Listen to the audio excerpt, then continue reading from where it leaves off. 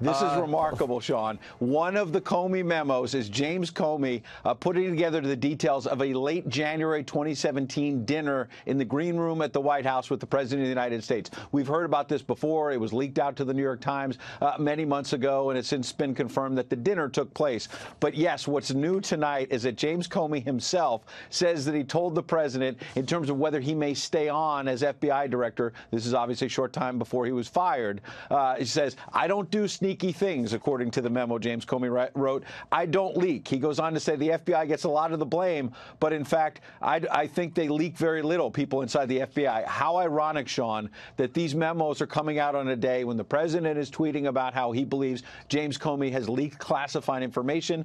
By the way, the memos I have, I should note, are redacted, the ones that we're obtaining tonight, because we believe there's some classified information in what Comey put together and then leaked out through a professor friend to the New York Times and elsewhere. Remember, Republican Charles Grassley has said at least 4 of these 7 memos that we're looking at tonight have classified information. Also, these memos coming out, James Comey in one of them again saying the FBI doesn't leak, I don't leak. This is coming out, Sean, on the same day that Comey's number 2 at the FBI, Andrew McCabe, is facing a criminal referral that has just been sent today by the nonpartisan Inspector General at the Justice Department to the U.S. Attorney here in Washington for criminal charges for Andrew McCabe for, yes, leaking information to the media against the wishes of the FBI, number 1, and number 2, more importantly, perhaps, lying to FBI investigators about that. McCabe today says he'll be vindicated. He doesn't think he'll face charges, but that is an ironic twist to this.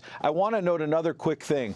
Which is that there is a point in here where Comey recaps that late January 2017 dinner, and he says, among other things, the president was talking about, quote, the extraordinary luxury of the White House, which he favorably compared to Mar-a-Lago, of course, his estate in Palm Beach. Why do I mention that? Remember, there was this story that came out saying that the president had allegedly said that the White House is a dump. He can't stand it. It's not as good as his properties. The president at the time said, this is fake news. I never said that. James Comey now, in one of these memos, Sean, is saying the president at dinner said the White House was quite luxurious and better than Mar-a-Lago. So I don't know what version of events you can believe. Finally, I'll note, I'm going through all these pages. There are about 14, 15 pages of Comey memos.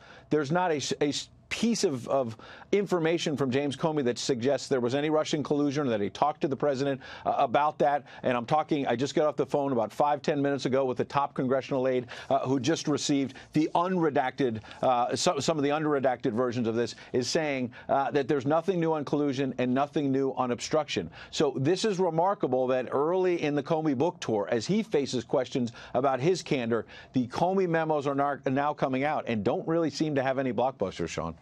And I can also confirm that when I first interviewed the president right after he took office, he said to me the most luxurious place he's ever been in. So that's a fascinating tidbit. And also 18 U.S.C. 793, which we have been informing this audience about. You cannot leak classified information. Great report. We're going to check in with you in a little bit. Keep combing through that as it comes in.